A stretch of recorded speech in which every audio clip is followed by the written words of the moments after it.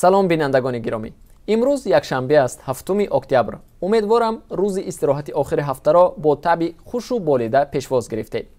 ҳаво дар шаҳри Душанбе рӯзона 24 дараҷа гарм хоҳад шуд, ҳарчанд боридани борон ҳам дар назар аст. ҳавои тирамоҳи Прага Абрист 21 дараҷа гармӣ дорад. умедворам бороне ки дар шаҳри Душанбе пешбинӣ мешавад то бегоҳ хотима ёбад, чун шоми имрӯз мунтахаби наврасони футболи тоҷик дар Малайзия барои аввалин бор барои ба даст овардани ҷоми мусобиқаи қаҳрамонии Осиё 2018 мубориза мебаранд. рақиби онҳо дар майдон тими наврасони Ҷопон аст. умедворам пирӯзӣ насиби дастаи мунтахаби наврасони Тоҷикистон хоҳад шуд. дар ҳамин ҳол ҳукумати шаҳри Душанбе эълон кард ки бозии мунтахаби наврасони Тоҷикистонро бо Ҷопон дар монитори бузург дар майдони 800-солагии Москави пойтахт назди театри опера ва балет мустақиман намоиш хоҳад дод. ин бозӣ соати 17:45 рӯзи 7 октябр дар Малайзия баргузор мешавад. шаҳрдории Душанбе аз сокинон даъват кардааст ки барои тамошои футбол ва ҳам ҳимоят аз бозигарони тоҷик ба майдони 800-солагии Москав биёянд.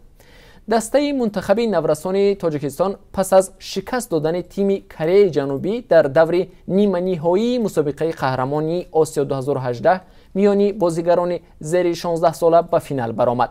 Тоҷикистон дар ин бозӣ аз рӯи силсилаи пеналти бо ҳисоби 7-6 пирӯз шуд. бинандагони арҷманд, радиои Озодӣ сабқати мунтахаби наврасони тоҷикро бо тими Ҷопон пайгирӣ мекунад ва охирин таҳаввулоти бозиро шумо аз вебсайти радиои Озодӣ cwozodi.org метавонед огоҳ шавед.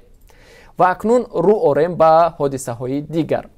мақомоти корҳои дохилии вилояти Бадахшон мегӯянд як сокини шаҳри Хоруғро боздошт карданд ки бе иҷоза шишаи мошинашро сиёҳ карда ба амри нозирони роҳ итоат накардааст. ҳодиса рӯзи 6 октябр дар дидбонгоҳи нозирони бозрасии давлатии автомобилӣ дар маркази вилояти Бадахшон шаҳри Хоруғ рух додааст.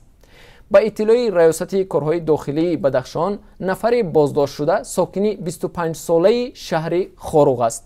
ин ҷавони боздоштшуда мошини сиёҳшишаро бидуни иҷозат ва ғайриқонунӣ идора намуда, ҳамзамон ба фармони кормандони бозрасии давлатии автомобилӣ итоат накарда, аз ҷои ҳодиса ҳам фирор кардааст.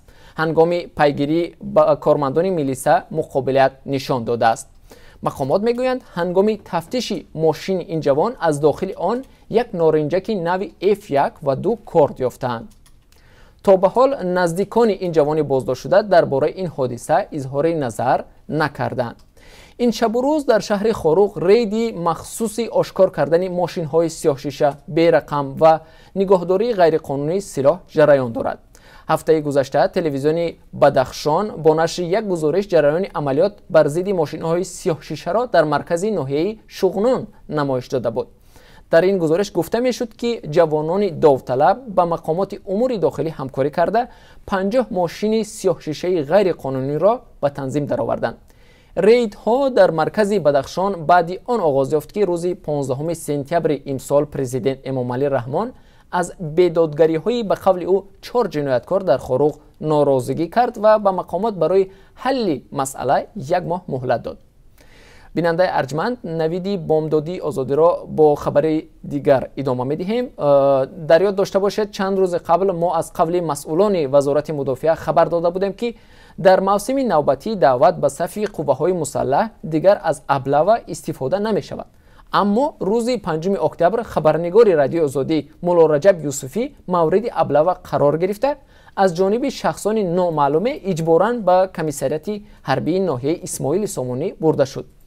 Юсуфӣ мегӯяд рафтори онҳо бисёр дағал буда, ба далелҳои хабарнигор ки ӯ билети ҳарбӣ дорад гӯш намедоданд. ҳодиса дар назди кохи Ваҳдат замоне рух дод ки хабарнигор аз пайи таҳияи гузориш буд. ба нақли Мулло Раҷаб Юсуфӣ, 3 ҷавони тахминан 28-29 сола ӯро нигоҳ доштанд. Мулло Раҷаб Юсуфӣ мегӯяд ки вақте дарк кард ки онҳо ба ҳадафи ҷалби ӯ ба хидмати аскарӣ нигоҳ доштанд, гуфт дар донишгоҳ таҳсил карда, билети ҳарбӣ дорад ва афсарӣ эҳтиётӣ мебошад. хабарнигори Озодӣ аз онҳо хоҳиш кардааст ки имкон диҳанд то ба дафтари радиои Озодӣ занг занад ва ҳамкорон билети ҳарбии ӯро биёранд, вале онҳо зуран телефони ӯро аз дасташ гирифта ба комиссарияти ҳарбии ноҳияи Исмоили Сомонӣ бурданд. پس از چند ساعتی اصرار همکارمان، کارمندان کمیساریات تلفن را برگردانیدند و تنها در همین لحظه او توانست با مسئولین دفتر آزادی در تماس شده وضع را شرح دهد و خواهش کرد که از داخل سمکش در اداره کاری دفترچه حربیش را بیارند. ولی بعد صحبت مسئولان دفتر با کارمندان کمیساریات، سندهای ژورنالیست بار دیگر سنجیده شده آزاد شده است. درباره این حادثه به وزارت مدافعه خبر ارسال شده است و مسئولان این وزارت وعده دادند که این حادثه را میسنجند. بینندگان ارجمند، مجله نوید بامدادی رادیو آزادی را با خبرهای دیگر ادامه می‌دهیم. ماجرای ساکنان دهات نزد مرزی ولایت جنوبی بادکند قرقیزستان و شمالی سوغد تاجیکستان باعث شد که ساکنان جماعت وروخ در ناحیه اسفره با کمبود شدید آب مواجه شدند. ساکنان مجبورند از ماشین‌های آبکشان آب خریداری کنند. در نتیجه کمچینی آب یک تانه آن 100 سامانی ارزش داشته است. ساکنان محله مرزی تاجیکان در جماعت وروخ اسفره میگویند که 2 ماه باز آب آشامیدنی و پالیزی را با ماشین و خر و دست میکشانند. بعضی از باغ و کشته های ساکنان این محله خشک شده است و ساکنان میگویند اگر وضع همین طور باقی بماند این محله سرسبز به بیابان تبدیل خواهد شد. ساکنان محله تاجیکان با یاری بنیاد آقاخان 2 ماه پیش به ساختمان خط آب نوشاکی زیرزمینی آغاز کرده بودند. قریب بود مشکلی به آبی این محله سرحدی تاجیکستان رفع گردد، ولی ساکنان دهه همسایه قرقیزستان با دعوای آنکه لوله از قسمت تعیین نشده مرز میگذرد مانع کارهای ساختمانی شدند. در پی بحث‌های لفظی ساکنان بنیاد لوله آبگذر تا زمان حل بحث بازداشته شد. این محله در قسمت جنوبی غربی جماعت وروخ اسفره جایگیر است و حدود 7000 اهالی دارد. محله تاجیکان چشمه و رود ندارد و ساکنانش آب را از 3 کیلومتر دورتر از رود اسفره میکشانند. محله تاجیکان قبلا توسط یک جوی بتونی که هنوز زمان شوروی سابق بنیاد شده بود بهار و تابستان از سرگه رود اسفره آب میگیرید، ولی این تابستان قسمتی از سرگه این جویبار خراب شده راه آب بسته شد. تاجیکستان و قرقیزستان 976 کیلومتر مرز مشترک دارند که بیشتر از 500 کیلومتر آن علامت گذاری شده است. در منطقه های علامت گذاری نشده مرز به خصوص در مناطق مرزی ولایت سوغد و بادکند بارها ساکنان برای آب و چراگاه دست به گریبان شدند و چند نفر هم در مناقشه ها کشته شدند. بگذاریم به خبری دیگر. مرکز تحقیقات استراتژی نزد پرزیدنت تاجیکستان از حکومت خواسته است که نرخ شناسنامه‌های خارجی را به طور قابل ملاحظه پایان بیارد. فعلا ارزش شناسنامه‌های خارجی در تاجیکستان حدود $100 آمریکایی نرخ دارد که در میان کشورهای منطقه بالاترین است. برای مثال در ازبکستان نرخ شناسنامه یگانه هم خارجی و هم داخلی برابر به 70 سامانی و یا نزدیک به $10 آمریکایی است. با باور تحلیلگران مرکز تحقیقات استراتژی در پی بهبود روابط با ازبکستان ضرورت بیشتر استفاده شناسنامه‌های خارجی در میان ساکنان منطقه‌های نزد مرزی تاجیکستان با وجود آمده است، ولی گرانی نرخ این سند مانع سفر آنها به کشوری همسایه می شود. شناسنامه‌های بیومتری در تاجیکستان از 1 فوریه سال 2010 جاری شد و شناسنامه‌های شکل کهنه را عوض کرد. بیننده ارجمند، اینجا رو میاریم به خبر دیگر. مادومر نورماتوف روزنامه‌نگار تاجیک اولین شده سال 1997 از امضا شدن سازشنامه صلح میان اتحادی مخالفین تاجیک و حکومت در مسکو خبر داده بود از عالم درگذشت.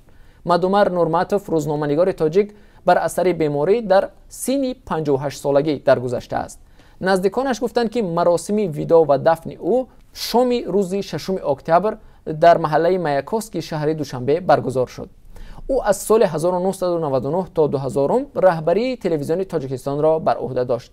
10 سال اخیر با همدستی سازمان‌های بین‌المللی برای کشاورزان تاجیک برنامه‌های مخصوصی تلویزیونی و رادیویی آماده می‌کرد. مادومر نورماتوف سال 1960 در دهه پانغاز ناحیه اشت به دنیا آمده شعبه عربی دانشگاه ملی تاجیکستان را ختم کرده است. و بیننده ارجمند یادآور میشویم تا آغاز قوه آزمایی حبیب نورمگومدوف و کنور مکگرگور در شهر لاس وگاس آمریکا کمی بیشتر از 1 ساعت دیگر باقی مانده است. در تاجیکستان مخلصان ورزشی یک حربه بدون قاعده خیلی زیادند. ما نیز در مورد این قوه آزمایی دو ورزشگر چند گزارش داشتیم. این موضوع را باز هم پیگیری میکنیم و آخرین تحولات این بازی را در وبسایت آزادی www.azadi.org پوشش خواهیم داد. در نشرهای بعدی اخبار نیز درباره نتیجه این محاربه برایتان خواهیم گفت.